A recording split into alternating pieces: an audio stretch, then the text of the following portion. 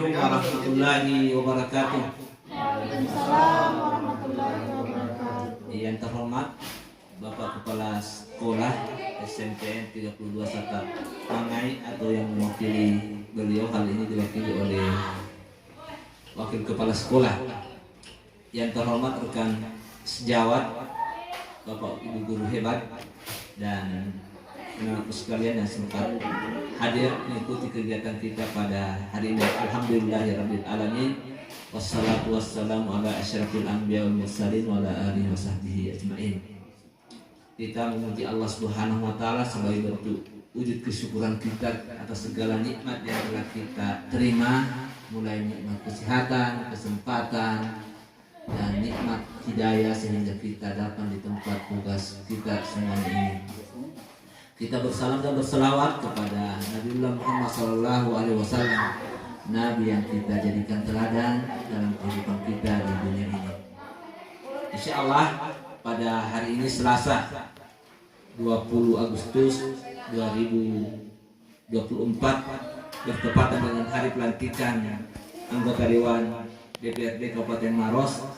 Insya Allah kita akan mendengarkan diseminasi dari rekan kerja kita yang menjadi calon guru penggerak, yaitu Pak Syamsul SPD DR. Selanjutnya pada kegiatan hari ini untuk menggunakan waktu yang ada, insya Allah kita mendengarkan sepatah kata arahan dari Bapak Kepala Sekolah. Hal ini akan diwakili oleh Bapak Suparman SPD, GP dan PP.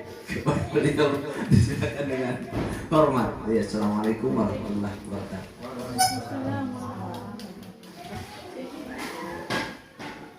Baik, terima kasih kepada Pak Moderator. Bismillahirrahmanirrahim. Assalamualaikum warahmatullahi wabarakatuh. Waalaikumsalam warahmatullahi wabarakatuh. Alhamdulillahirabbil alamin. Bersyukur kita kepada Allah Subhanahu wa taala. Hari ini kita kembali diberikan kesehatan, hadir di sekolah, melaksanakan rutinitas hari kita sebagai tenaga pendidik. Ini adalah satu kesyukuran bagi kita semua, apalagi hari ini kita kembali diberikan kesempatan untuk mengikuti salah satu kegiatan atau berbagi ilmu yang akan dilaksanakan oleh calon guru penggerak di angkatan 11. Salam dan selawat kepada Nabi kita, Nabi besar Muhammad Sallallahu Alaihi Wasallam.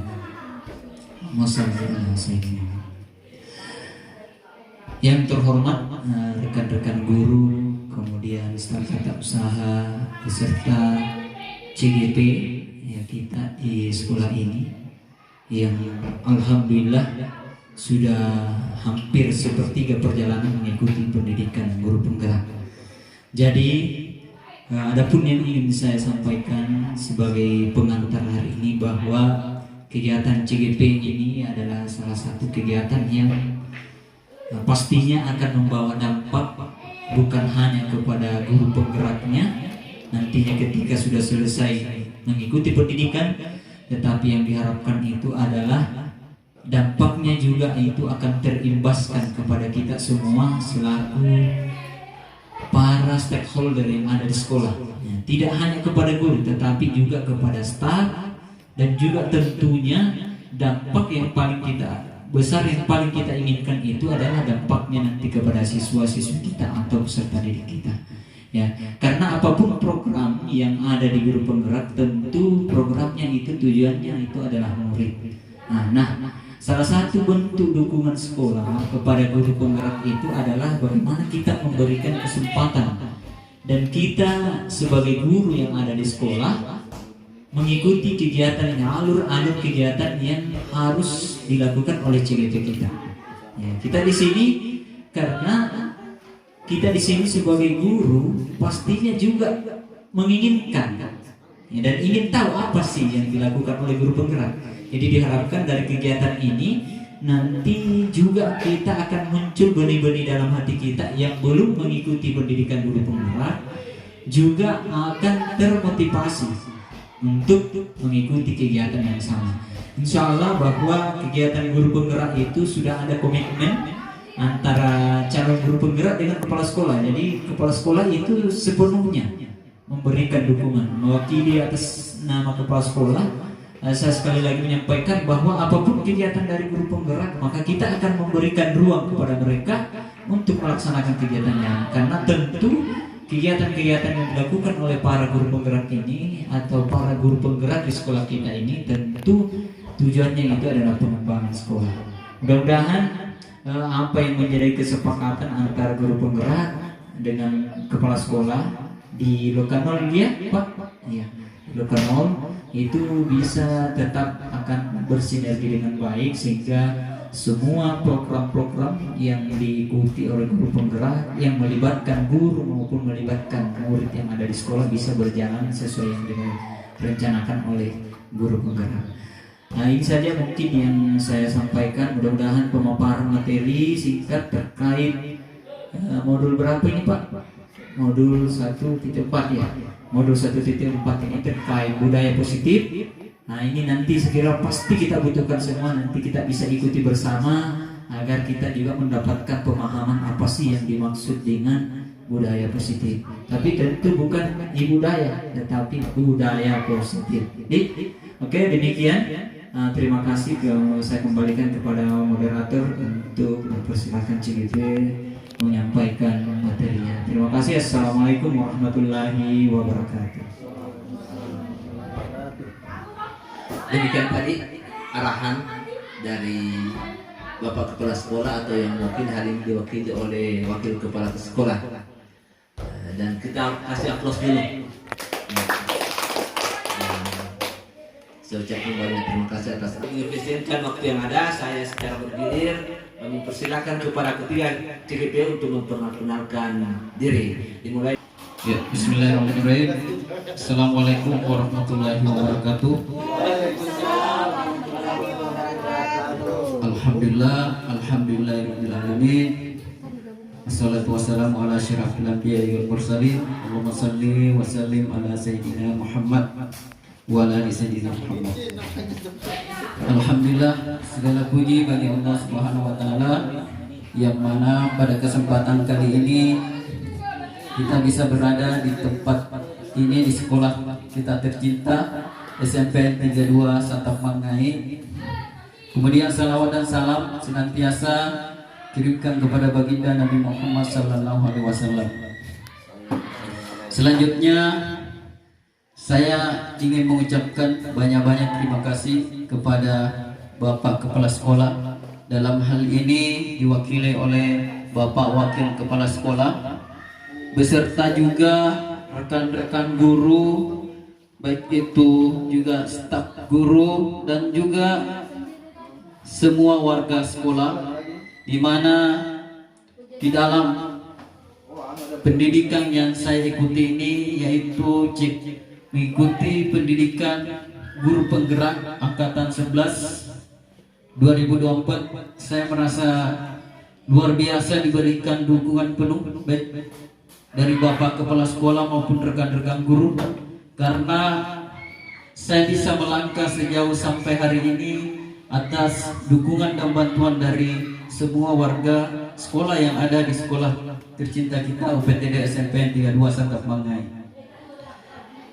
Selanjutnya Bapak Ibu sekalian, pada kesempatan kali ini saya akan melangsungkan aksi nyata berkaitan dengan modul 1.4 yaitu terkait dengan budaya positif. Namun sebelum kita memulai, saya memaparkan materi saya terkait budaya positif sekolah. Saya mengajak kepada hadirin untuk berdoa supaya senantiasa kegiatan kita ini bernilai ibadah di sisi Allah Subhanahu wa taala. Berdoa dimulai.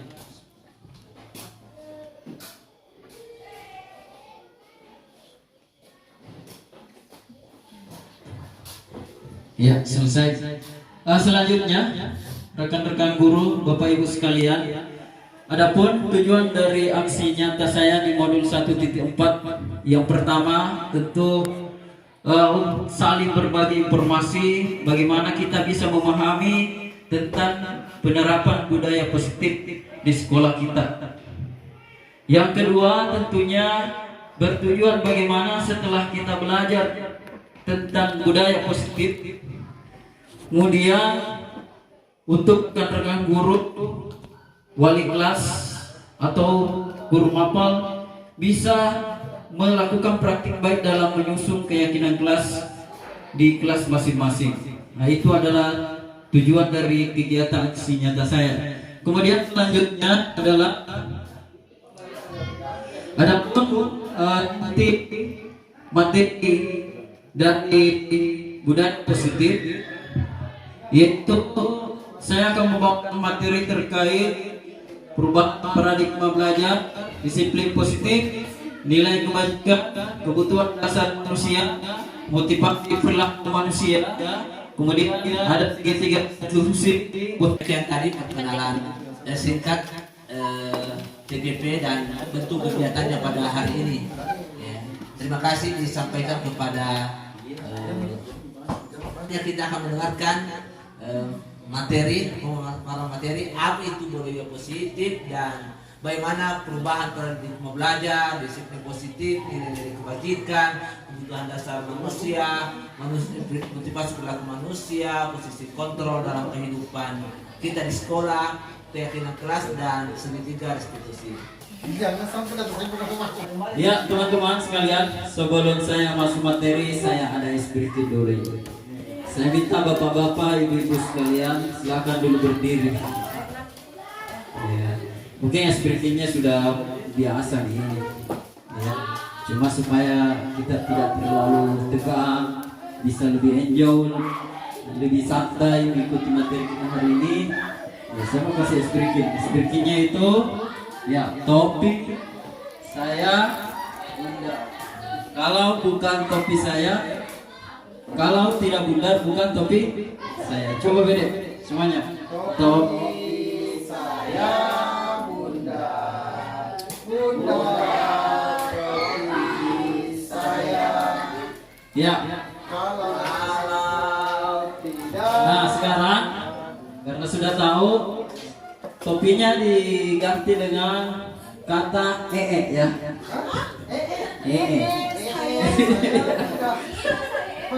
Oh, sudah paham? Jadi ini melatih fokus ya, melatih fokus. Jadi mungkin agak aneh ya, tapi sebenarnya tujuannya itu melatih fokus kita. Oke, kita mulai ya.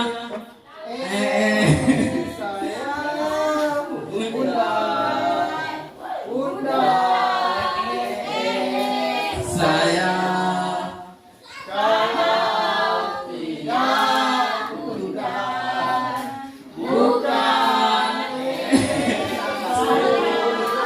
ya, oke.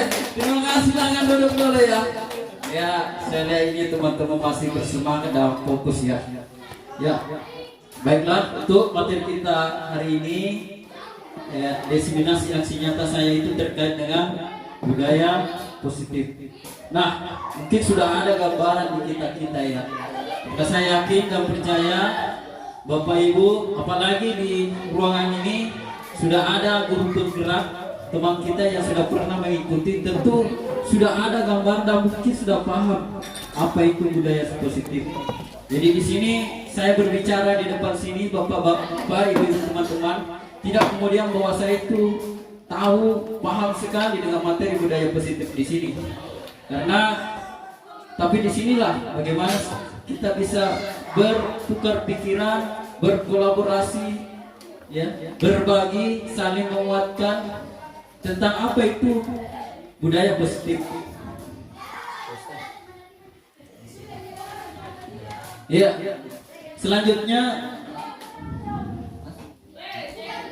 ya, teman-teman sekalian, Bapak Ibu sekalian, saya mau sebelum masuk di materi inti, saya ingin berikan gambaran dulu tentang miskonsepsi. Apa itu miskonsepsi? Saya kira miskonsepsi itu adalah suatu pemahaman yang agak keliru, yang tidak seperti itu, yang mungkin selama ini ada di dalam diri guru itu atau di dalam diri kita. yang selama ini telah menjadi guru, namun ternyata setelah mengikuti kegiatan khususnya di pendidikan guru penggerak ini, ya ternyata saya juga mengalami yang namanya miskonsepsi, pemahaman yang keliru tentang penerapan di dalam proses pembelajaran yang selama ini yang kita terapkan. Bisa kita lihat yang pertama, ya, tentang penerapan budaya positif, berarti tidak ada aturan atau konsekuensi. Kita jangan salah ya, jangan salah berpikir bahwa setelah di adanya budaya positif berarti sudah tidak ada lagi aturan di sekolah. Itu keliru besar, ya. Karena yang sebenarnya meskipun penerapan budaya positif itu tetap ada aturan. Kenapa? Karena di dalam hidup bermasyarakat tentunya selalu ada namanya tatanan atau aturan dengan konsekuensi dari setiap tindakan yang dilakukan oleh anggota masyarakat, dan tentu hal ini juga berlaku bagi warga sekolah, khususnya baik itu terkait dengan murid kita, baik dalam proses pembelajaran ataupun dalam kegiatan-kegiatan yang berlangsung di dalam sekolah itu. Ini yang pertama. Kemudian yang selanjutnya yaitu, ya, miskonsepsi yang kedua adalah dengan membuat keyakinan kelas dan ditempelkan di depan kelas maka sudah cukup, tidak perlu ada tindak lanjut, tidak ada konsekuensi, tidak ada refleksi. Ya. Hal ini yang kemudian perlu kita merefleksi kembali sejauh mana efektifnya keyakinan yang kelas yang kita buat.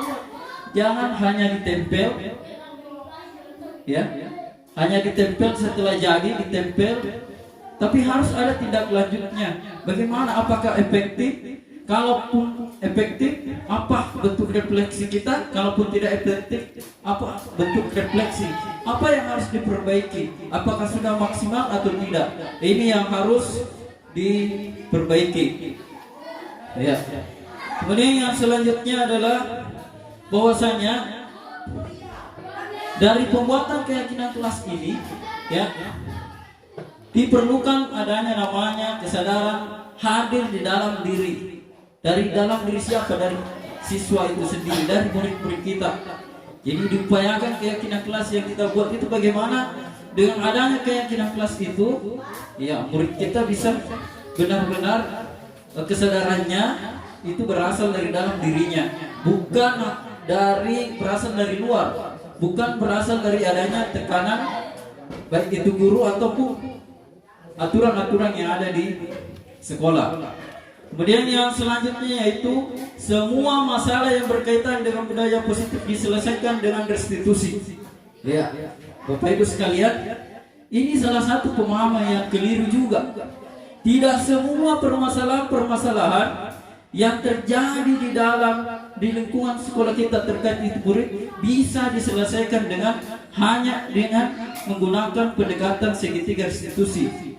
Tidak semua, ya, karena masalah itu ada yang masalahnya ringan, sedang dan berat.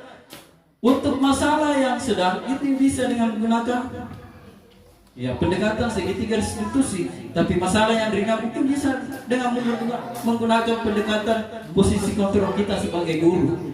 Tapi masalah yang berat, ya, tentu dengan pendekatan yang lain. Ya. Apakah bisa melibatkan orang tua murid itu sendiri, atau bisa melibatkan dengan, ya, kepolisian. Ya. Jadi seperti itu Bapak Ibu sekalian. Ya. Kemudian selanjutnya adalah miskonsepsi yang selanjutnya yaitu semua masalah yang berkaitan dengan budaya positif. Baik, sudah tadi ya. Mana lagi? Ya, pilihan tindakan yang dilakukan murid dalam proses restitusi ditentukan oleh guru, bukan muncul dari kesadaran murid. Nah, ini yang keliru juga. Karena sebenarnya tujuannya dari restitusi itu adalah bagaimana bisa munculkan murid itu sadar, menyadari, dan kemudian dia bisa memberikan solusi atas apa yang dilanggarnya itu. Nah, ini yang paling penting. Ya, saya nanti panjang. Kemudian lanjut, jika murid sudah mendapatkan restitusi maka ia tidak perlu lagi mendapatkan konsekuensi dari aturan yang ada. Ya, ini juga keliru ini. Ya. Jadi kalau memang ada siswa kita yang kemudian melanggar, kita berikan restitusi, ya tentu kita bisa memberikan ya konsekuensi, bukan hukuman ya, tapi konsekuensi. Tentunya sesuai dengan apa yang dilakukannya. Ya. Jadi ini yang harus diperhatikan. Kemudian selanjutnya saya langsung masuk di materi saja ya. Nah, itu gambaran-gambaran tentang miskonsepsi yang mungkin ya kita alami selama ini. Ya, saya langsung masuk di sini ya. Banyak sekali. Silakan Pak. Santai saja.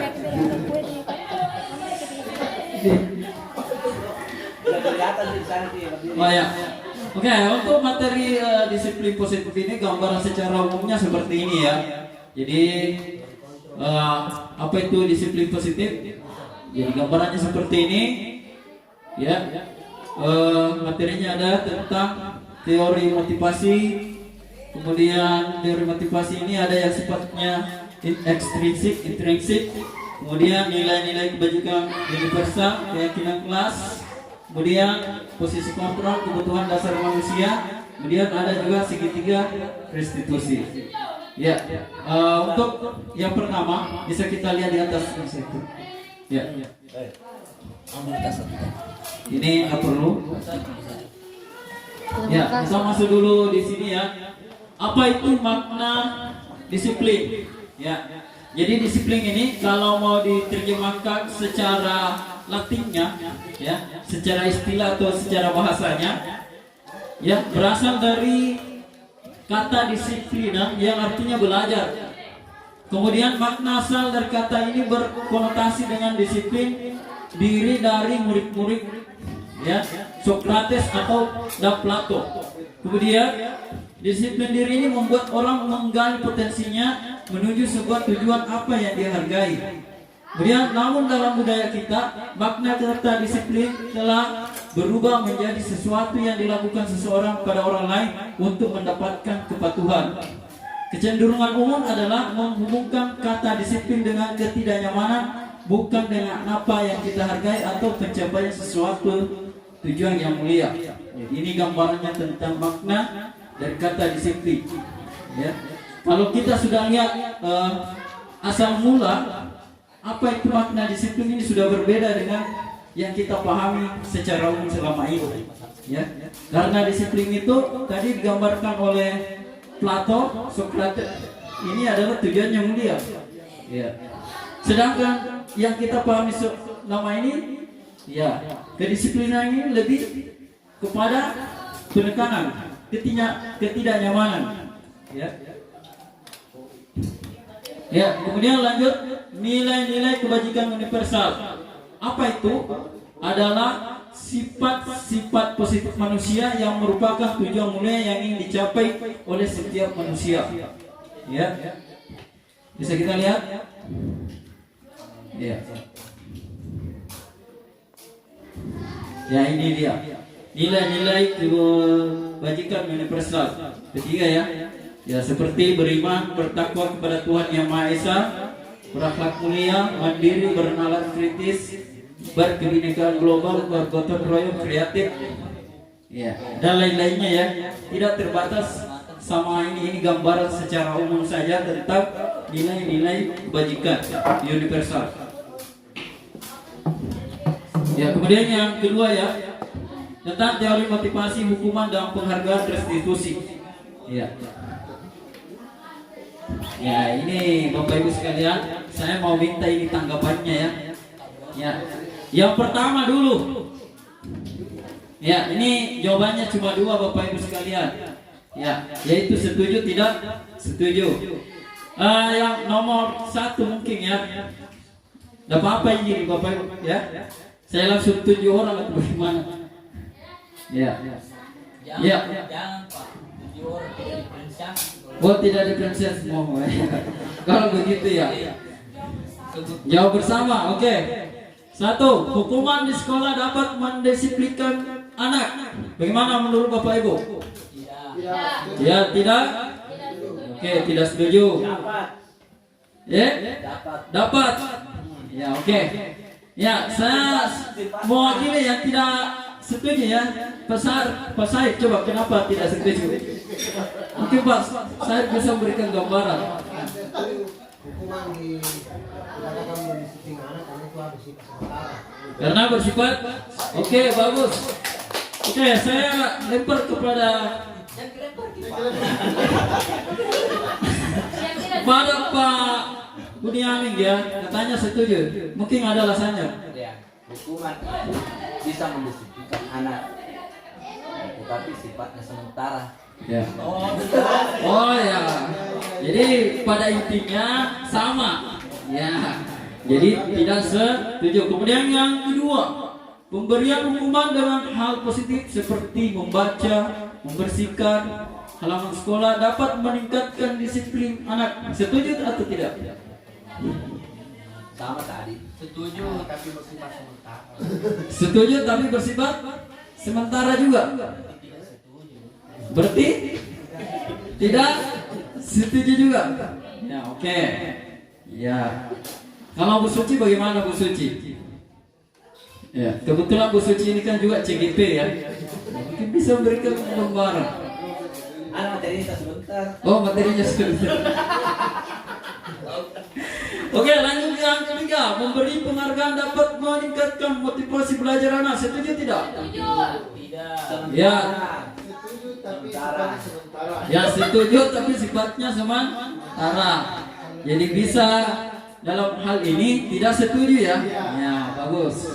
Ya, berarti yang keempat membuat anak merasa bersalah, memberi dampak lebih ringan dibanding menghukum. Betul. Setuju tidak? Setuju. Ya. Oke, setuju ya. Ya, bisa kita lihat. Ya, sekarang kita masuk di teori motivasi perilaku manusia. Ya, ini ya. Ini saya tidak lihat sebenarnya. Jangan berdiri di samping. Berkabut melihat. Di sini juga deh. Ya, oke. Ada dua motivasi ya di dalam diri kita. Ada yang berasal dari luar, ada yang berasal dari dalam. Yang berasal dari dalam itu dikenal dengan motivasi ya internal. Yang berasal dari luar itu eksternal. Bisa kita lihat di sini di pernyataan-pernyataan yang ada. Nomor 1, untuk menghindari ketidaknyamanan atau hukuman, apa yang akan terjadi apabila saya tidak melakukannya? Ya, jadi ceritanya dia ini takut. Ya, takut akan pelanggaran. Dia merasa tidak nyaman. Ya, kalau sifatnya seperti ini, tentunya dia motivasi eksternal dari luar, bukan kesadaran dari dalam dirinya. Yang kedua, untuk mendapatkan imbalan dari orang lain atau institusi. Ya, apa yang akan saya dapatkan apabila saya melakukannya? Kira-kira ini, ya ini juga motivasi eksternal. Kenapa dia melakukannya? Karena mau mendapatkan penghargaan dari orang lain. Kemudian yang ketiga yaitu untuk menghargai diri sendiri. Ya, saya akan menjadi orang yang seperti apa bila saya melakukannya. Jadi dia pikirkan dirinya. Kalau saya melakukan ini, apa pandangan orang ke saya misalnya? Ya. Jadi betul-betul dari dalam dirinya. Inilah yang dimaksud dengan motivasi internal. Dan inilah yang sangat sesuai dan cocok dengan tujuan disiplin positif. Ya. Jadi disiplin positif itu lebih ke motivasi internal, bukan motivasi eksternal. Ya. Ya. Ya ini Bapak Ibu sekalian ya, ini gambaran ini. Ya. Ternyata ini saya juga setelah mempelajari modul 1.4, saya juga agak-agak awal-awalnya ini tidak mau terima, masa sih kita dihukum oleh penghargaan? Ya, ternyata ada teori yang mengatakan bahwa penghargaan itu bisa menjadi hukuman buat murid. Ya. Seperti teori apa yang Ya. referensi Pak aplikasinya tidak ada referensi. Ya itu juga. Ya karena kadang-kadang ini kita mau berusaha, Ya, mau dibilang jago atau apa karena mau dihargai. Ya. Tapi katanya di dalam teorinya ini Alpicon ya, dia mengatakan ternyata penghargaan itu bisa menjadi sebuah hukuman. Ya. Ya. Ya, bahwa penghargaan berlaku sama dengan hukuman dalam arti meminta atau membujuk seseorang melakukan sesuatu untuk memenuhi suatu tujuan tertentu dari orang yang menerima atau membujuk. Ya, itu ya. Dorongannya eksternal dan akan ada faktor ketergantungan. Ya, ini faktor ketergantungan.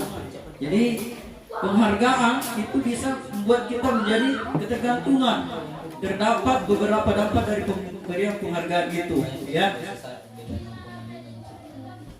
Ya, bisa kita lihat di sini, Pak. Ya, pengaruh jangka pendek dan jangka panjang. Ya, ini penghargaan merusak hubungan. Ya, ya.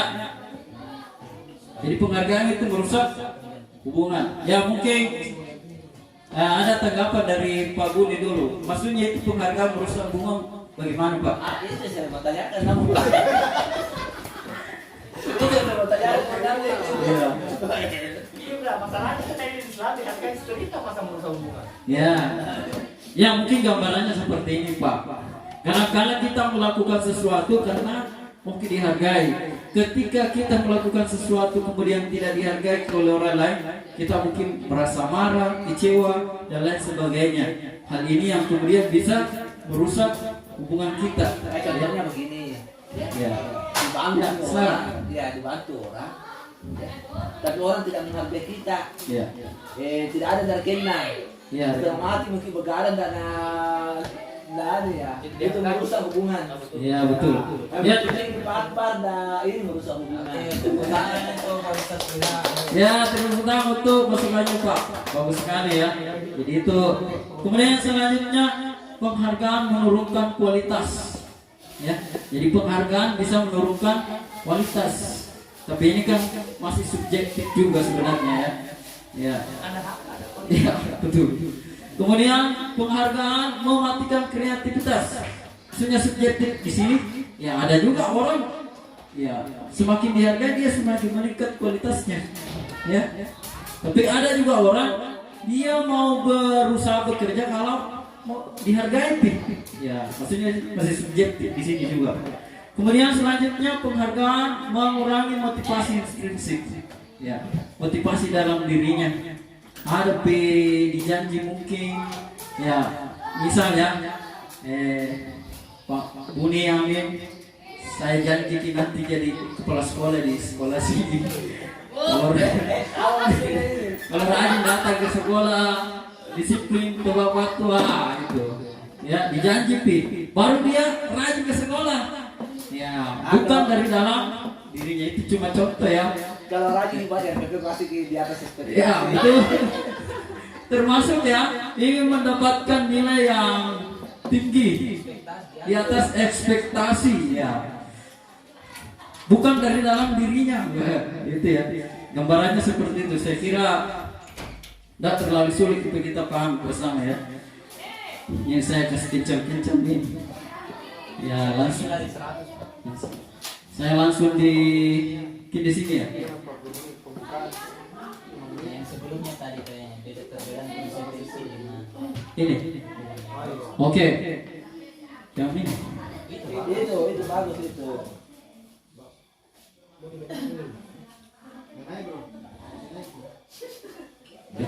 Kenapa nak? Keringat dingin aku. Oke, lanjut. Ya, sekarang kita bisa melihat di sini ya. Ya, ini ada identitas sukses, identitas gagal. Bisa kita lihat sesuatu yang menyakitkan harus terjadi. Ya. Jadi ada dua. Pendisiplinan, yaitu konsekuensi dan restitusi. Ya, tadi sudah kita pahami juga bersama perbedaan antara hubungan dengan konsekuensi. Konsekuensi sesuatu harus terjadi. Restitusi merupakan pilihan. Ya. Kemudian tidak nyaman untuk murid atau anak untuk jangka waktu yang panjang. Konsekuensi tidak nyaman untuk murid anak untuk jangka yang waktu yang pendek. Kemudian restitusinya menguatkan untuk murid anak dalam jangka yang waktu yang panjang. Kemudian korban hukumannya, korban mendapatkan keadilan. Ya, korban bisa diabaikan, sedangkan untuk restitusi korban mendapatkan ganti. Ya. Kemudian murid atau anak akan tersakiti, murid anak dibuat tidak nyaman. Untuk restitusinya murid anak mendapatkan penguatan. Ya. Kemudian lanjut, perilaku pasif agresif meningkat. Ya, penguatan hanya bertahan dalam jangka waktu yang pendek. Kemudian masalah terpecahkan. Ini kalau pakai restitusi ya. Kemudian yang selanjutnya ini, yang tadi hukuman sistem tidak akan berjalan bila murid tidak takut. Ya. Kemudian untuk konsekuensi memerlukan monitoring dan supervisi terus-menerus dari guru. Sedangkan kalau restitusi itu sendiri, murid diarahkan bagaimana bisa bertanggung jawab untuk perilakunya.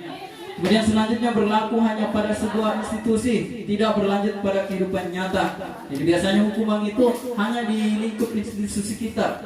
Tapi bagaimana dengan konsekuensi? Yaitu membantu penerapan mengikuti peraturan dalam masyarakat. Sedangkan kalau restitusi ini lebih fokus pada pemecahan masalah dalam jangka yang waktu yang panjang, ya, bukan jangka waktu yang pendek. Kemudian peraturannya adalah kamu harus, ini kalau hukumannya, jadi wajib. Kalau konsekuensi, apa peraturannya? Mampukah kamu lakukannya? Terima kasih. Ini. Kemudian yang restitusi, apa yang kamu yakini? Apa yang bisa kamu lakukan untuk memperbaiki masalah ini? Ya, jadi dikasih gambaran. Kemudian selanjutnya, murid anak membenci peraturan. Ya, biasanya itu anak, ya anggaplah tata tertib di sekolah kita ini potong rambut. Nah, ya. Jadi kemudian murid anak menghormati peraturan, ini konsekuensi ya. Kemudian kalau restitusi itu murid anak menghormati dirinya dan orang lain. Ya. Jadi selalu perbedaan yang dasarnya itu kalau kita lihat di sini, kalau restitusi itu berasal dari dalam dirinya, bagaimana bisa menghargai dirinya, mengubah dirinya ke arah yang positif, di mana dapatnya itu dalam waktu yang panjang. Sedangkan yang konsekuensi ini bisa kita lihat ya, apalagi yang hukuman ini sifatnya ketidaknyamanan di sini ya. Ya, keyakinan kelas. Gimana ini? Lanjut. Ya kasih cepat-cepat, karena saya juga cepat bicara. Oke, keyakinan kelas ini agak ya. Langsung saja di anunya ya. Ya, ini ya, kita lihat bagaimana keyakinan kelasnya. Oke, perbedaannya antara peraturan dengan keyakinan kelas atau nilai kebajikan yang dituju. Ya, coba kita lihat. Selalu kembalikan buku ke tempatnya. Ini contoh peraturan ya. Kalau keyakinan kelas, ya tanggung jawab. Ya. Dilarang mengganggu orang lain. Ya, bagaimana keyakinannya? Menghormati orang lain dan diri sendiri. Hadir di sekolah 15 menit sebelum pembelajaran dimulai. Ya, menghormati orang lain, komitmen pada tujuan. Ya. Jadi itu. Dilarang melakukan kekerasan. Ya, ini peraturan. Keselamatan. Ya, itu keyakinan kelasnya keselamatan, menghormati orang lain. Dilarang menggunakan narkoba. Ya. Bentuk keyakinannya yaitu kesehatan. Ya, bergantian atau menunggu giliran. Ya, bentuk keyakinannya itu menghormati orang lain dan kesabaran. Ya. Nah, saya mau pengalaman yang pernah saya ikut di Loka 2. Saat itu kebetulan PP-nya itu yang menjadi pendamping saya itu namanya Pak Suparma. Ya. Ada juga Pak Akbar. Saya mencoba mengamati keyakinan kelas yang dibuat di sekolah itu. Ya, saya agak bingung juga awalnya memahami ini keyakinan atau konsekuensi atau peraturan. Ya, kenapa? Karena saya ambil satu poin saja ya, misalnya di situ tidak menghargai, menghormati guru dan teman didenda Rp2.000. Coba, kalau begitu itu masih di mana itu kira-kira? Masuk di? Dan coba bayangkan Bapak Ibu, ada sekitar 20 poin seperti itu. Setiap satu poin itu pelanggarannya didenda 2.000. Coba kalau dalam satu hari itu siswanya melanggar, berapa uangnya habis? Ya, ya tujuannya memang bagus supaya siswa itu menjadi jerah. Ya, ya. Nah, kalau kemudian dihubungkan dengan keyakinan kelas, tentu ini tidak mencerminkan budaya positif, ya. Ya, mungkin berhasil dalam jangka waktu yang pendek, tapi tidak berhasil dalam jangka waktu yang panjang. Ya, ketidaknyamanan akan dirasakan oleh anak-anak, merasa tertekan. Sebentar uang saya bisa habis. Wah, kalau tak 10.000 jika bawa anak-anak kemudian melanggar dalam satu hari itu 5 poin, 5 kategori, berapa uangnya habis? Habis semua. Sebelum lanjut ini saya ngatur waktu. Yang kedua pertanyaannya adalah mana sebentar ini? Iya. Oke, jadi itu gambarannya ya. Jadi saya agak kasih cepat-cepat saja. Ya, ini contoh ya. Contoh kesepakatan kelas ya. Ya, ini contoh kesempatan kelas dan mungkin ini bisa kita nanti membuat di kelas kita masing-masing. Contohnya ya, datang tepat waktu, mengucapkan salam, menjaga kebersihan sekolah, berdoa sebelum dan sesudah kegiatan aktif dalam pembelajaran. Kayak begini contohnya keyakinan kelas. Ya, tidak kemudian diikuti lagi kalau melanggar dihukum Rp2.000 atau dikasih hukuman yang lainnya ya. Jadi seperti ini ya gambarannya.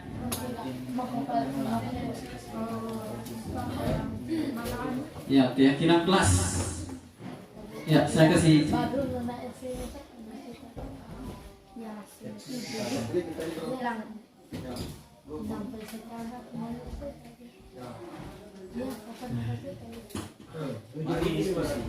Nah, ini lagi ya.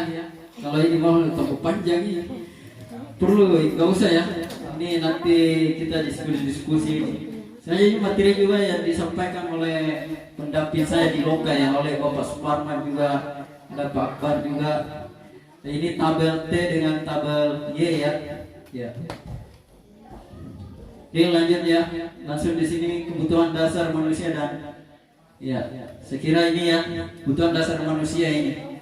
Ya, kasih sayang, rasa diterima. Tentu kita semua butuh namanya kasih sayang. Ya. Siswa juga begitu, murid juga butuh kasih sayang dari teman-temannya, dari gurunya. Nah, kapan siswa murid kita tidak merasakan itu ya, akan terjadi perilaku-perilaku yang mungkin kurang menyenangkan atau tidak baik. Kemudian penguasaan, mau dihargai, mau dihormati, nah itu. Kemudian kesenangan, ya. Tentu kita mungkin semua senang. Saya ini contoh ya, misalnya saya itu sebenarnya berharap bisa punya rumah yang besar, punya mobil, ya mau punya apalah itu ya. Kemudian kebebasan, ya kita mau bebas, tidak terintimidasi, tidak tertekan. Ya. Pemikiran kita itu mau bebas ya, ya jadi itu ya gambarannya. Ya ini kebutuhan dasar manusia. Ya saya kasih cepat-cepat. Nah ini yang penting juga ya, posisi kontrol ya. Ya, posisi kontrol seorang guru ya. Jadi kita lihat sini ada 5 ya ini ya, yaitu sebagai pembuku, sebagai pembuat orang merasa bersalah, teman, pemantau, dan manajer. Ya, coba kita lihat di sini ya. perbuatannya guru dulu. Penghukum, menghardik, menunjuk, menyakiti, menyindir. Ya, jangan sampai kita melakukan itu. Wah, kamu itu datang ke sekolah tidak mandi, bau lagi, apa lagi? Nah, itu sudah masuk menghukum. Ya. Kemudian membuat orang merasa bersalah, ceramai. Seharusnya Bapak merasa kecewa sama kamu ini karena kamu terlambat. Apa kamu tidak pikir bagaimana orang tuamu itu berusaha carikan ke uang ini? Nah, itu juga, itu termasuk kategori membuat orang bersalah. Teman yang membuatkan alasan-alasan untuk muridnya ya. Ya, ada alasan-alasannya. Kemudian pemantau, menghitung dan mengukur. Manajer mengajukan pertanyaan-pertanyaan. Coba bentuk kata-katanya ya, ini gambaran secara kalimatnya bagaimana. Kalau penghukum, kalau kamu tidak melakukan, awas ya, rasakan. Ya, bagaimana Pak Ali? Ya, biasa Pak Ali karena guru BK ya. Ya, kalau membuat orang merasa bersalah, seharusnya kamu sudah tahu. Ibu lelah sekali mengatakan itu. Ibu stres. Ya. Jadi bagaimana siswa itu merasa bersalah? Oh iya ya, kasihan ibu ini ya. Kemudian selanjutnya teman, ayo lakukan demi ibu, lakukan demi bapak. Ayo semangat, kita bisa. Maka kamu tidak mau, ingat tidak ibu pernah bantu. Wah, ini juga kata-kata yang mungkin pernah kita lakukan. Ini teman ya, teman begitu. Kemudian kalau pemantau ya, apa peraturannya, dia selalu lihat dulu apa peraturannya. Kemudian manajer, apa yang kita yakini, apa yang bisa kau kerjakan untuk memperbaiki masalah ini. Jadi dicoba meminta kepada murid apa yang bisa diperbaiki. Ya. Kemudian hasilnya bagaimana? Coba kita lihat hasilnya ya. Memberontak, menyalahkan orang lain, berbohong. Ya, kadang-kadang ya kalau kita hukum itu anak ketika melanggar itu coba cari alasan sampai berbohong, berani berbohong. Ya. Kemudian membuat orang merasa bersalah. Ya, menyembunyikan, menyangka, berbohong. Bisa saja dia ya karena disuruh merasa bersalah, akhirnya dia ya separuh bilang supaya ya kenapa pindah? Kau di kapan nih? Oke, lanjut. Ayo lakukan ini ya, ketergantungan, menyelesaikan diri bila diawasi, menguatkan pribadi. Jadi itu ya. Ya teman-teman, jadi bisa dibaca sendiri ya. Saya lanjut saja ya. Sudah ada gambaran tuh. Ya bagaimana itu posisi kontrol seorang guru ya. Ya. Untuk materinya nanti di-sharing sama Pak, ada asisten saya ya. Ya. Ini tugasnya sebentar saya juga kirim ya. Ini bagaimana ini? Ini ada tugas ini, pernyataan-pernyataan. Ya, gak usah ini ya.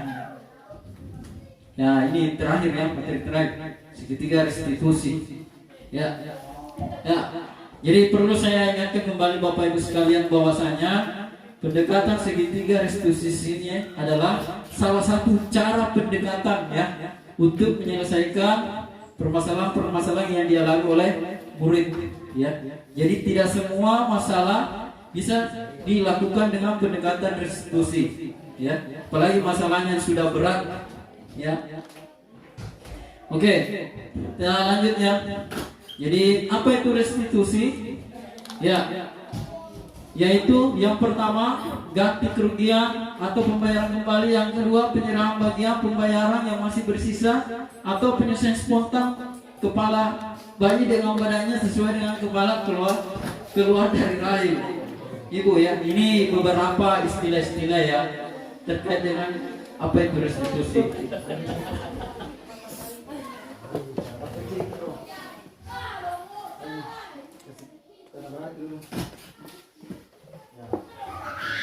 Ya, kayaknya kode ini.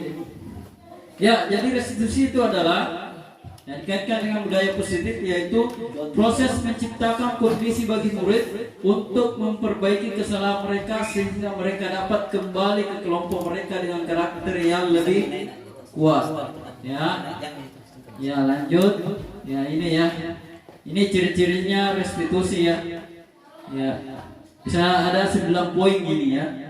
Ya, belajar dari kesalahan, memperbaiki hubungan, menawarkan restitusi diri, menuntut melihat ke dalam diri, mencari kebutuhan dasar, berfokus pada karakter, berfokus pada solusi dan mengembalikan murid yang berbuat salah pada kelompoknya. Ya, selanjutnya ini ya apa ini tadi? Segitiga restitusi ya. Ini udah ada yang ini. Habis gitu. Nah, itu. Jadi untuk segitiga restitusi ini ada 3 langkah ya. Ya, yang pertama apa? Yang pertama, Jelaskan dulu apa itu. ya menstabilkan tidak. Nah, yang kedua, Validasi. ya validasi kesalahan. Dan yang ketiga itu menanyakan keyakinan kelas. Itu 3 tahapan yang perlu ada untuk menerapkan pendekatan segitiga restitusi. Bapak Ibu sekalian, saya kira saya ini hampir lumayan lama bicara depan ini mengenai desiminasi saya. Terima kasih atas kesempatan yang diberikan kepada saya untuk memaparkan materi desiminasi aksi nyata saya. Ya, saya kembalikan kepada Bapak Moderator. Ya, silakan pengurus ketiga. Sudah silakan. Pasang sulit. Masih ada istrinya. Materi yang disampaikan oleh Bapak Samsul SPD GR yang sangat menarik sekali, terutama speaking-nya. Ya, ini sangat. Kita akan di-upload dulu. Dan Bapak Ibu guru hebat sekalian, insya Allah kita akan berdiskusi dari materi yang telah disampaikan oleh Bapak guru hebat, calon guru penggerak Bapak Samsul SPD GR. Pada kesempatan ini saya mempersilakan peserta desiminasi untuk mengajukan pertanyaan. Jadi saya batasi ya maksimal 2 pertanyaan. Ya, silakan siapa yang mau bertanya. Silakan Pak Sahir SPD dan CGP, silakan dicermati pertanyaan lalu langsung dijawab. Ya, silakan.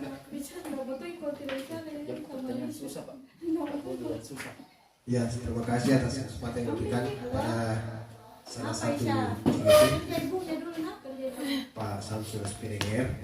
Ya, dari pemaparan tadi tentang materi budaya positif, ada salah satu yang sempat saya simak tadi mengenai penanganan segitiga restitusi. Yang saya mungkin perlu penguatan kembali. Bila mana misalnya restitusi sudah dilakukan, ternyata terulang kembali kedua kalinya. Kira-kira apa yang harus dilakukan solusinya ketika restitusi ini dianggap belum berhasil? Terima kasih.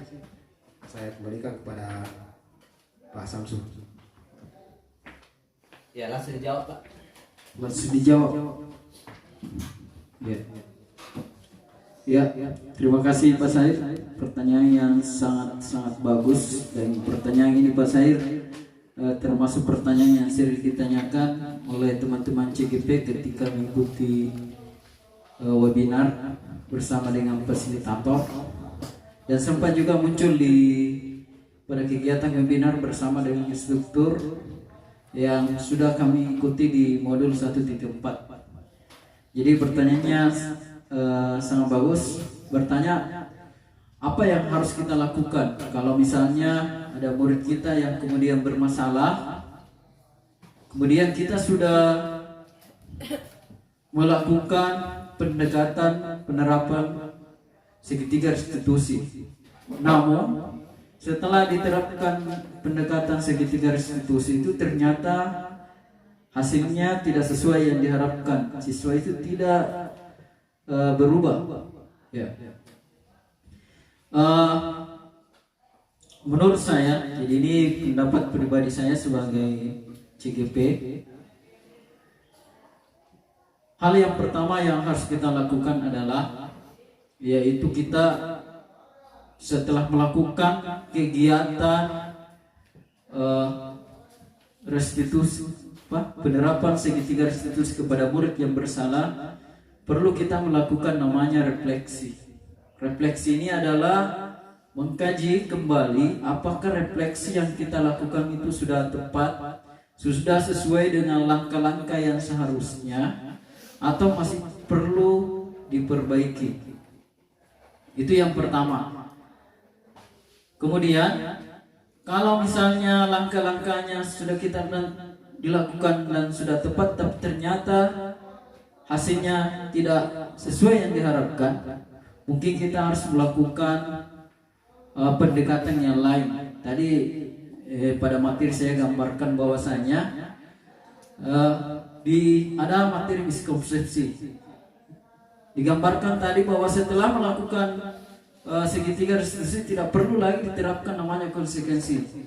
Ya, itu adalah sesuatu yang keliru. Artinya apa? Setelah dilakukan restitusi segitiga kepada siswa, perlu, kalau memang tidak ada perubahan, bisa kita tambahkan namanya konsekuensi kepada siswa itu. Artinya memberikan semacam konsekuensi kepada siswa itu tentu sesuai dengan pelanggaran yang dilakukannya.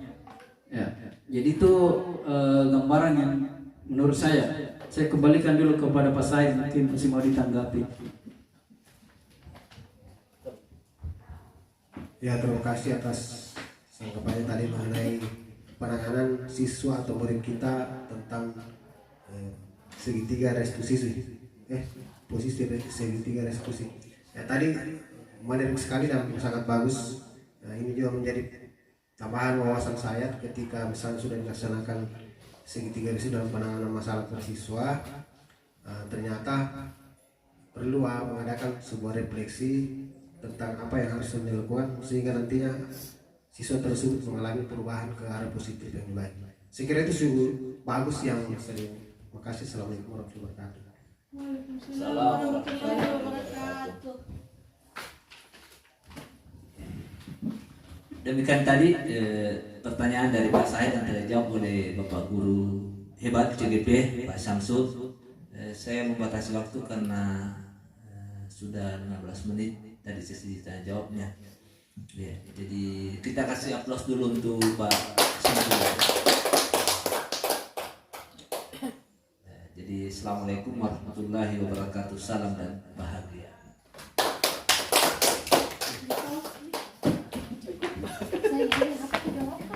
Silakan.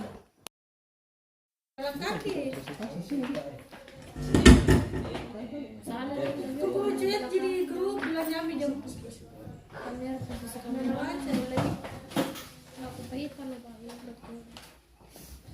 Ya, mana pada atas?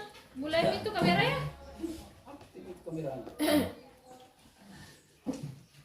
Dengan membaca Bismillahirrahmanirrahim, skor sidang saya jauh Bapak Ibu Guru Hebat yang saya muliakan dan saya hormati.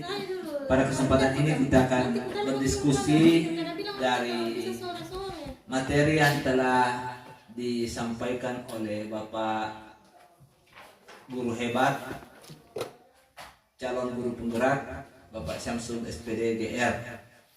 Pada kesempatan ini saya mempersilakan peserta destinasi untuk mengajukan pertanyaan. Jadi saya batasi ya maksimal 2 pertanyaan. Ya, silakan siapa yang mau bertanya. Ya. Silakan Pak Sahir SPD dan CGP, silakan dicermati pertanyaan lalu langsung dijawab.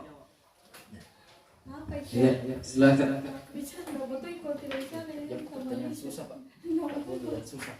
Ya, terima kasih atas kesempatan yang diberikan pada salah satu Pak Syamsul SPDGR. Ya, dari pemaparan tadi tentang materi budaya positif, Ada salah satu yang sempat saya simak tadi mengenai penanganan segitiga restitusi. Yang saya mungkin perlu penguatan kembali. Bila mana misalnya restitusi sudah dilakukan, ternyata terulang kembali kedua kalinya. Kira-kira apa yang harus dilakukan solusinya ketika restitusi ini dianggap belum berhasil? Terima kasih. Saya kembalikan kepada Pak Samsul. Ya, langsung dijawab, Pak. Masih dijawab. Ya. Ya, terima kasih Pak Said. Pertanyaan yang sangat bagus, dan pertanyaan ini Pak Said termasuk pertanyaan yang sering ditanyakan oleh teman-teman CGP ketika mengikuti webinar bersama dengan fasilitator, dan sempat juga muncul pada kegiatan webinar bersama dengan instruktur yang sudah kami ikuti di modul 1.4. Jadi pertanyaannya sangat bagus, bertanya apa yang harus kita lakukan kalau misalnya ada murid kita yang kemudian bermasalah, kemudian kita sudah melakukan pendekatan penerapan segitiga restitusi, namun setelah diterapkan pendekatan segitiga restitusi itu ternyata hasilnya tidak sesuai yang diharapkan, siswa itu tidak berubah. Ya. Menurut saya, jadi ini pendapat pribadi saya sebagai CGP, hal yang pertama yang harus kita lakukan adalah yaitu kita setelah melakukan kegiatan restitusi, penerapan segitiga restitusi kepada murid yang bersalah, perlu kita melakukan namanya refleksi. Refleksi ini adalah mengkaji kembali apakah refleksi yang kita lakukan itu sudah tepat, sudah sesuai dengan langkah-langkah yang seharusnya, atau masih perlu diperbaiki. Itu yang pertama. Kemudian, kalau misalnya langkah-langkahnya sudah kita dilakukan dan sudah tepat, tapi ternyata hasilnya tidak sesuai yang diharapkan, mungkin kita harus melakukan pendekatan yang lain. Tadi pada materi saya gambarkan bahwasanya ada materi miskonsepsi. Digambarkan tadi bahwa setelah melakukan segitiga restitusi tidak perlu lagi diterapkan namanya konsekuensi. Ya, itu adalah sesuatu yang keliru. Artinya apa? Setelah dilakukan restitusi segitiga kepada siswa, perlu, kalau memang tidak ada perubahan, bisa kita tambahkan namanya konsekuensi kepada siswa itu. Artinya memberikan semacam konsekuensi kepada siswa itu tentu sesuai dengan pelanggaran yang dilakukannya. Ya, jadi itu gambaran yang menurut saya. Saya kembalikan dulu kepada Pak Said, mungkin masih mau ditanggapi. Ya, terima kasih atas tanggapannya tadi mengenai penanganan siswa atau murid kita tentang segitiga restitusi. Posisi segitiga restitusi. Ya, tadi menarik sekali dan sangat bagus. Nah, ini juga menjadi tambahan wawasan saya ketika misalnya sudah dilaksanakan segitiga restitusi dalam penanganan masalah siswa. Ternyata perlu mengadakan sebuah refleksi tentang apa yang harus dilakukan sehingga nantinya siswa tersebut mengalami perubahan ke arah positif yang lebih baik. Saya kira itu sungguh bagus yang sering. Terima kasih. Assalamualaikum warahmatullahi wabarakatuh. Waalaikumsalam warahmatullahi wabarakatuh. Demikian tadi pertanyaan dari Pak Said yang terjawab oleh Bapak Guru hebat CGP Pak Samsul. Saya membatasi waktu karena sudah 15 menit tadi sesi tanya jawabnya. Ya, jadi kita kasih aplaus dulu untuk Pak Samsul. Jadi assalamualaikum warahmatullahi wabarakatuh. Salam dan bahagia.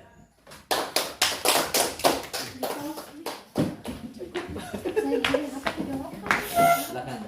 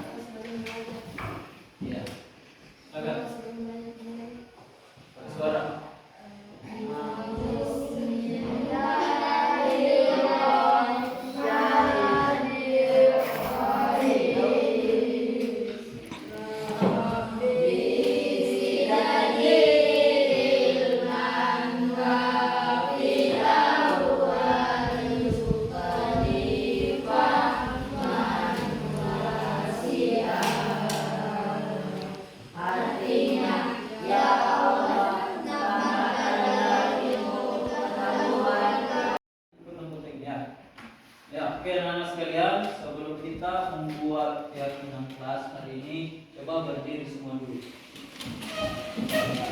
Cari pasangannya, berpasangan ya. Simpan pulpen di antaranya. Pulpen yang tidak ada pasangannya, cari pasangan. Yang tidak, oke, tak apa-apa bertiga ya, tapi pulpennya di tengah. Oke, cari pulpen. Ya, kita es krim dulu lah. Ice creamnya ini, ya, ice creamnya ini, ya, melatih konsentrasi dan fokus dan kecepatan kalian. Perhatikan baik-baik instruksinya. Kalau saya bilang boom, apa? Oke, boom, pukul meja ya. Kalau saya bilang bang, nah, 2 kali.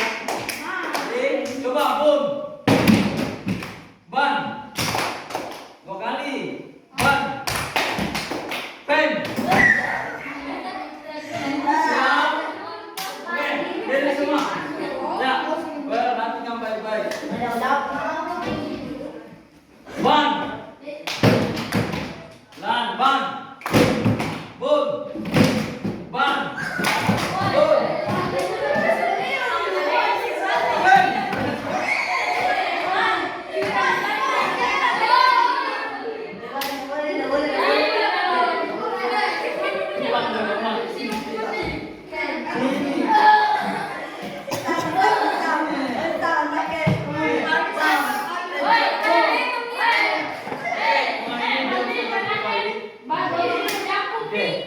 Siap, mulai. Ya. Oke, boom. Ban. Boom. Ban. Boom. Pen.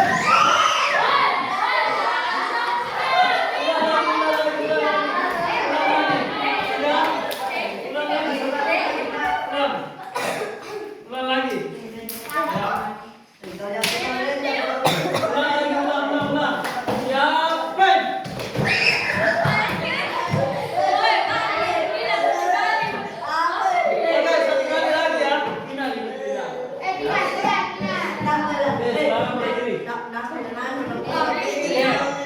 Boom, ban, ban, ban, boom, ban,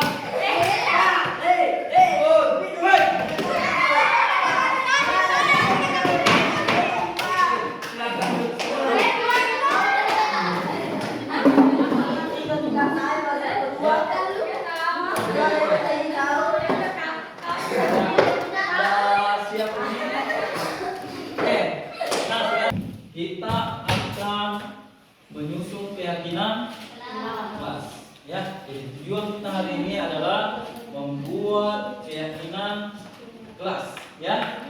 Bisa dipahami semua? Nah, jadi siapa yang akan membuat menyusun adalah kalian semua yang menyusun ya. Saya di sini memfasilitasi kalian membuatnya. Oke, nah sebelum lanjut saya mau bertanya dulu ya. Saya mau minta pendapatnya dulu Ilham. Ilham, apa itu keyakinan kelas Ilham menurut kita? Peraturan kelas. Apa? Peraturan kelas. Peraturan? Kelas. Oke, bagus. Coba lihat. Ya. Kewajiban? Kelas. Coba saya pindah. Fadlan, apa Fadlan? Nah. Ada tadi peraturan, kewajiban. Apa? Coba paling mungkin bisa bantu.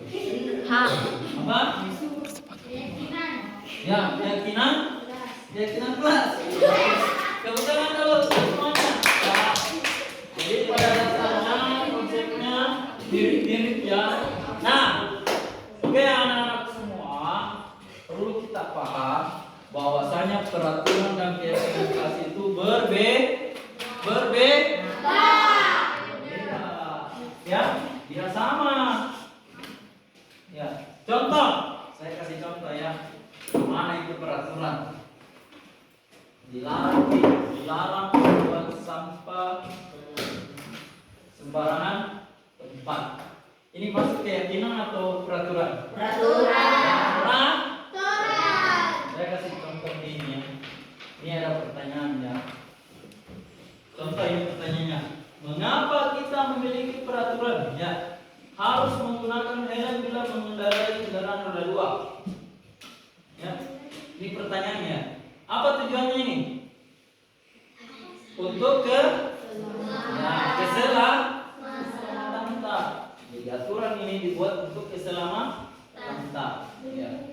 Yang kedua, mengapa kita berperaturan membuang sampah di tempatnya? Ya, kalau ada kalimat dilarang membuang sampah bukan pada tempatnya, ini adalah peraturan.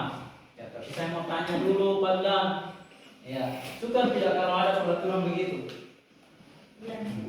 Kenapa biasa itu masih senang dibuang sampah bukan pada tempatnya? Karena tidak mematuhi peraturan. Apa? Karena Tidak ada peraturan. tidak ada peraturan. Nah, peraturan itu tadi kalau ditanya gitu, bilang Tidak jangan buang sampah mematuhi di tempat. peraturan. Ya, jadi itu ya. Jadi, nah, kadang-kala ada peraturan yang dibuat itu membuat kita tidak merasa nyaman, malah kita merasa tertekan. Ini namanya peraturan. Motivasinya itu bersifat eksternal, bersifat dari luar. Kenapa kita tidak melanggar aturan yang ada? Misalnya ya di sekolah, misalnya ya cukur ki, kasih pendek rambut tak. Kenapa ki? Karena biasa takut ki dimarahi sama guru. Ya, nah berarti itu motivasinya dari luar. Ya, coba kita lihat baik-baik. Nah, kita baca, mulai baca. Coba yang pertama peraturannya, tidak hanya peraturan dengan keyakinan. Coba, apa bacanya ini? Baca semua baik-baik. Ini ini keyakinannya apa? Ini contohnya ya. Apa yang bacanya?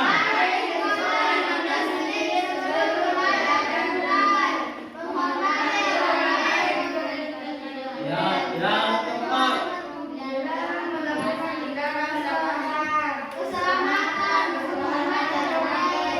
Ya, apa lagi?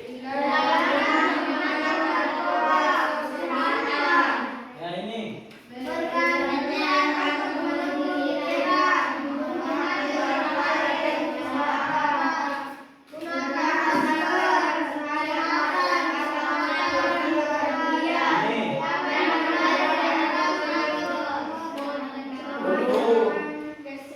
Oke, coba dilihat Ki. Baik-baik.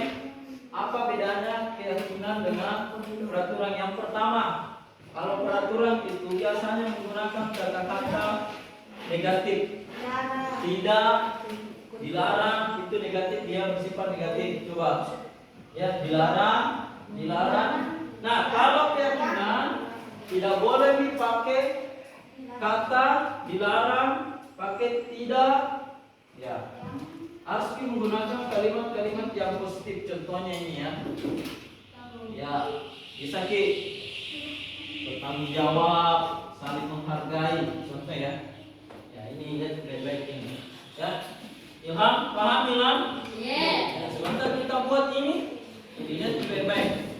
Jadi sebentar itu anak-anak, ya, kalian buat tidur peraturan di kelas tak? Ya, setelah buat peraturan baru buat keyakinan kelas. Bisa dipaham? Ya. Ini. Oke, sudah paham semua? Sudah? Nah, sudah. Saya akan minta ya kelompok di sini buat 2 peraturan. Kalau di sini buat 2 juga peraturan. Di sini juga 2 peraturan. Bisa dipaham? Oke. Saya mau kasih ini dulu. Ya, coba ini spidolnya ya. Bisa di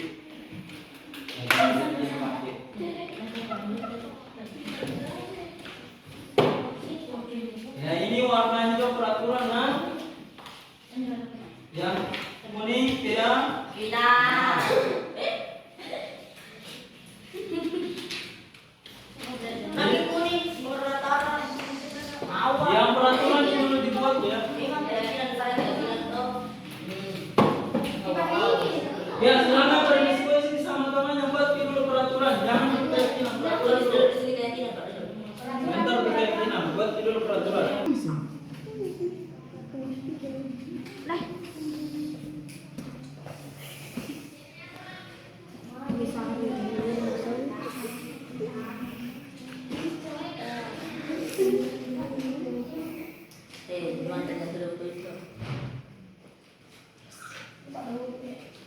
Sudah? Buat peraturan dulu, peraturan.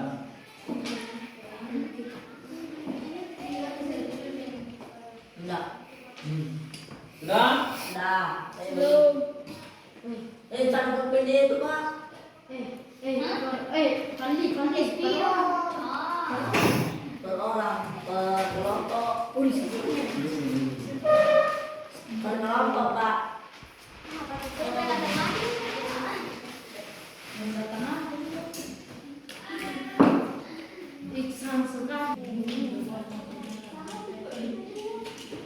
Woi, yang sudah silakan diterima di sini ya.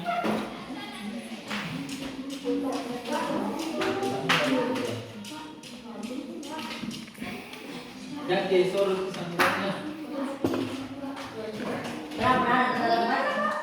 Oke. Satu pi, pokoknya sini satu pi. Peraturan. San, yang pakai sepatu dulu. Tulis. Tulis di dulu.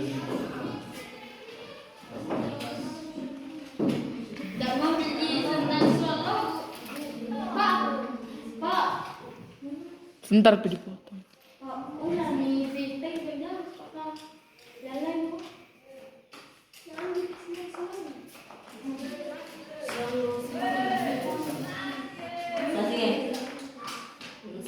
Yang sudah silakan naik tempel. Oh, saya dilarang menggunakan narkoba, sama dilarang merokok. Peraturan bakti. Peraturan 2 nih. Keyakinan.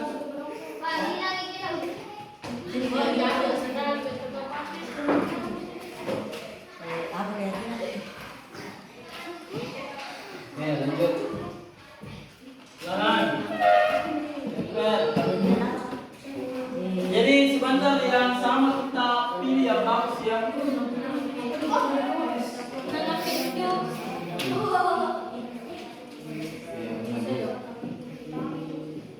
Ya, lanjut. Sana, 2. Cepat.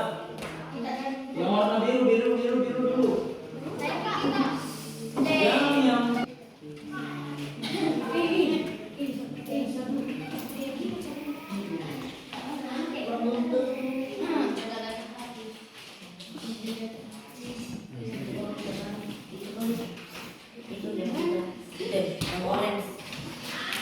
Oke, apa lagi?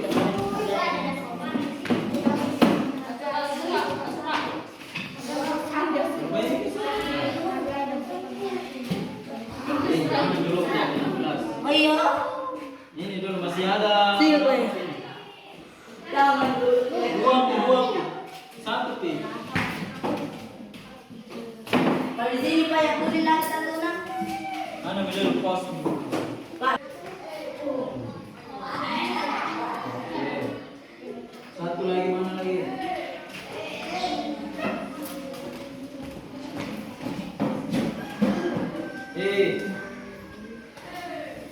Benar. Oke. Coba ya. Banyak.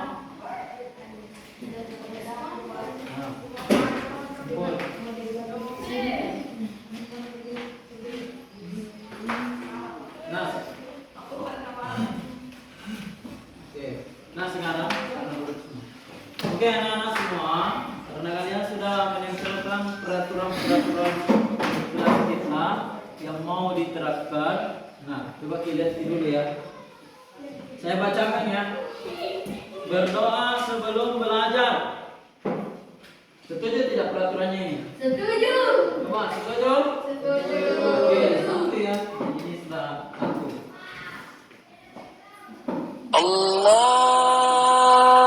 Yang kedua, dilarang membantah guru dan teman. Ya, ini peraturannya ya. Dilarang membantah guru. Oke, bagus. Yang ketiga, dilarang membuang sampah sembarangan. Oke, bagus, bisa. Yang keempat, dilarang menggunakan narkoba. Bisa tidak ini berlaku? Bisa. Hah? Tidak. Ya. Kita spesifik di dalam kelas ya.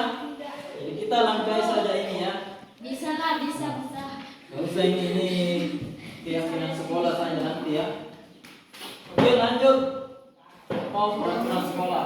Yang ketiga, melaksanakan pikir kelas sesuai jadwal. Oke, bisa. Jadi empat peraturan. Yang kelima, apa ini? Dilarang membuli. Oke. Yang keenam, tidak ribut. Oke. Di dalam kelas. Nah. Yang ketujuh, ya, selalu mendengarkan apa ini? Mendengarkan guru soal menjelaskan. Apa maksudnya ini?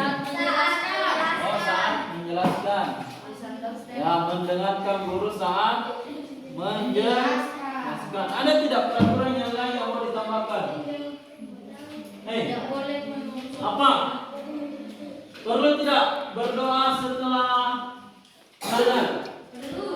Oke, jadi apa peraturannya? Berdoa Setelah belajar.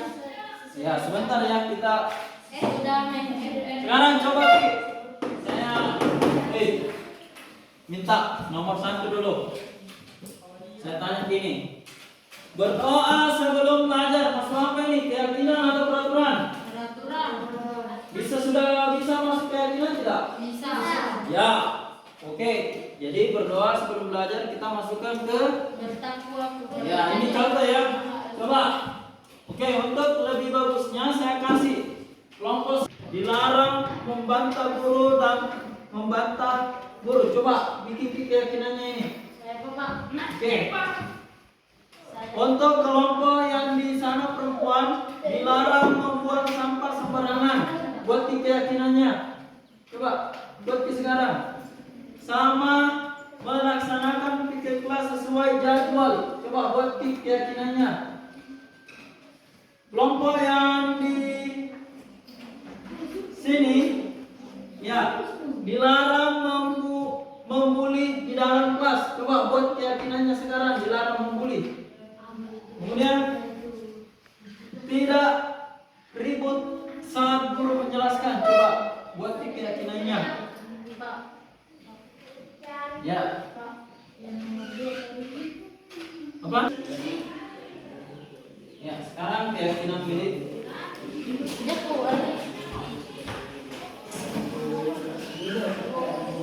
Nomor berapa?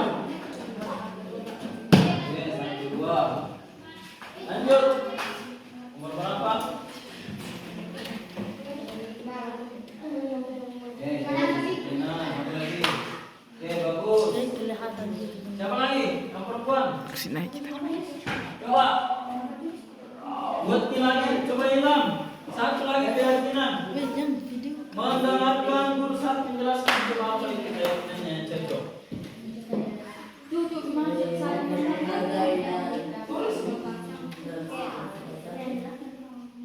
Dan setia kepada memahami.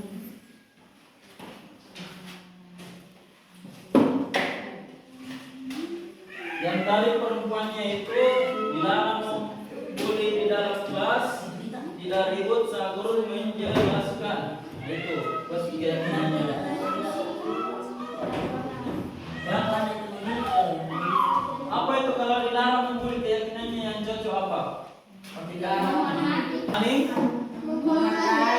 Ya, menghormati bisa, menghargai bisa, teman. Bisa juga saling menyayangi teman. Ya terserah.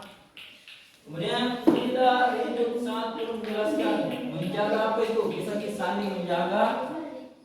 Ya, apa itu kira-kira kalau nanti tidak ribut? Oke, cepat.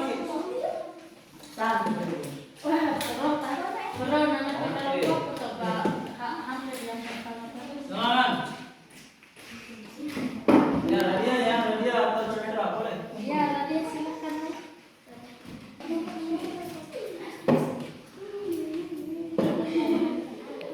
Oke, bagus. Jadi sudah selesai ya. Nah, sekarang yang bisa naik satu orang membacakan keyakinan kelasnya yang sudah disusun. Habis. Yang besar suaranya. Siapa? Hah? Oke, Radia, selamat Radia. Main Oki. Siapa boleh? Enggak jelas. Coba, habis. Bacakan. Oke. Ingat baik-baik. Pause. Pause.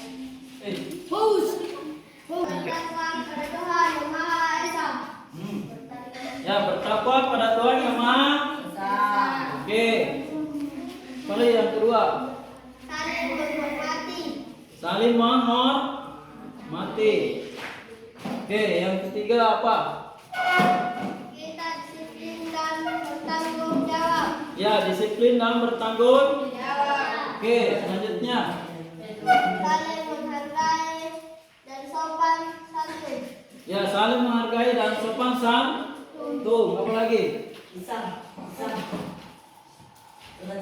Saling menghargai antara guru dan murid. Saling menghargai antara guru dan murid. Oke, bisa. Apa lagi? Disiplin dan bertanggung jawab. Oke, sudah berulang ya. Seperti kita sudah ada tadi disiplin dan bertanggung jawab. Oke, lanjut. Apa lagi? Menjaga kebersihan, saling menghormati. Ya, menjaga kebersihan. Oke. Ya, oke, tepuk tangan dulu untuk Hafiz.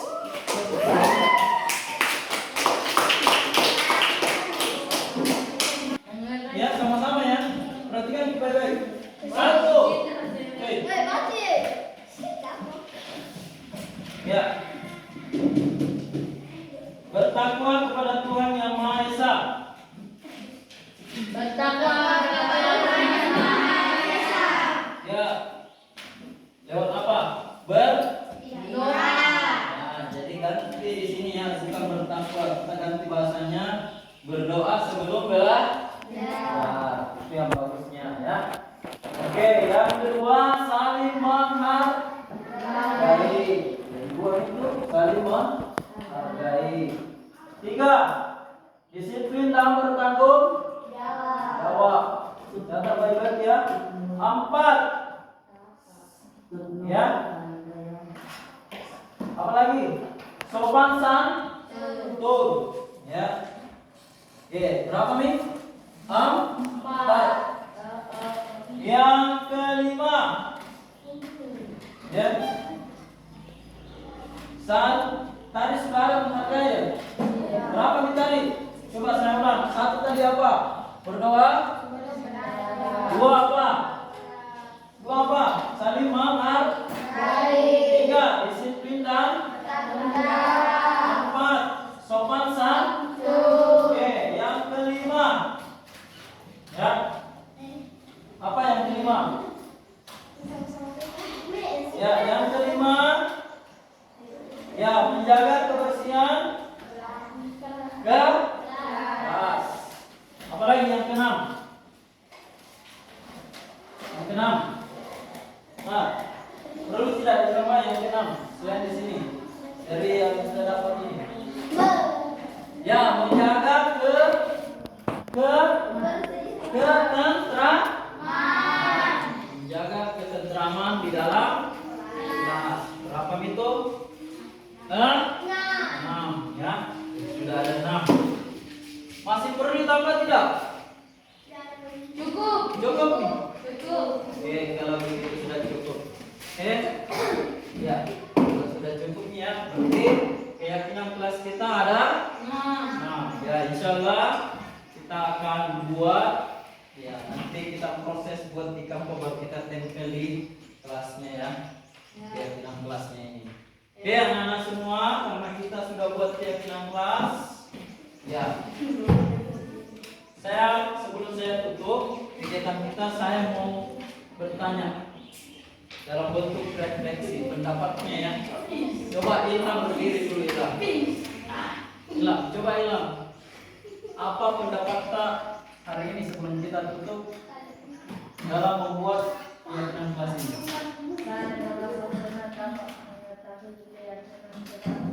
Ya, dapat ya. Keyakinan. Oke, coba Herul Abdi, silakan berdiri. Gimana kalau refleksinya?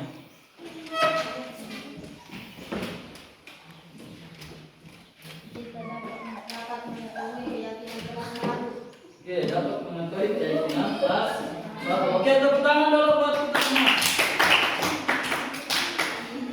Ya, anak semua.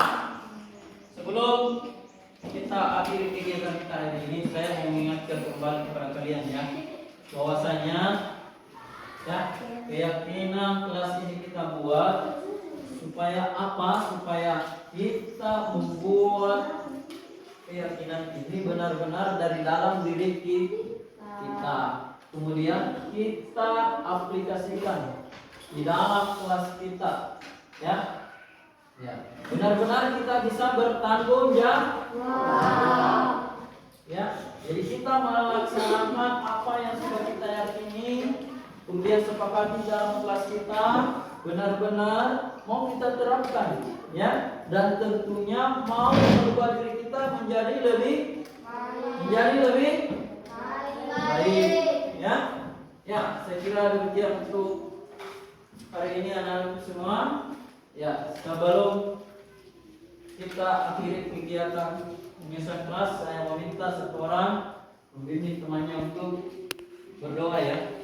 Coba Ripali, silakan. Sebelum kita mengakhiri pelajaran pada hari ini, beri salam kepada Pak Guru.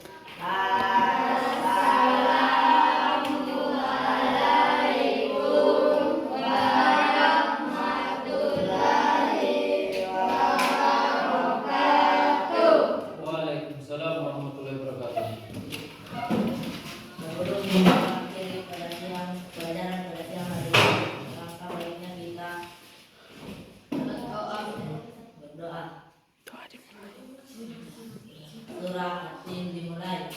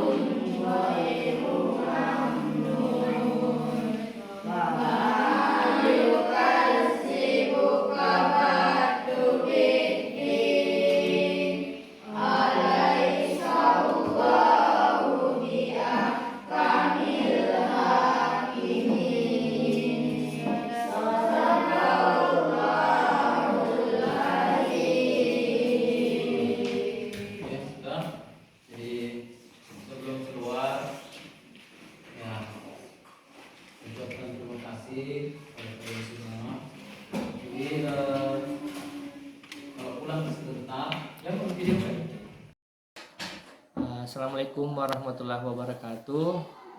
Terima kasih banyak saya sedikit akan merefleksikan tentang budaya positif yang dibawakan oleh materinya Pak Samsul SPDGR, bahwasanya budaya positif yang saya dapat itu sangat bagus sekali karena materinya ini pengalaman baru bagi saya, dan termasuk itu keyakinan kelasnya, segitiga restitusinya, dan lain sebagainya.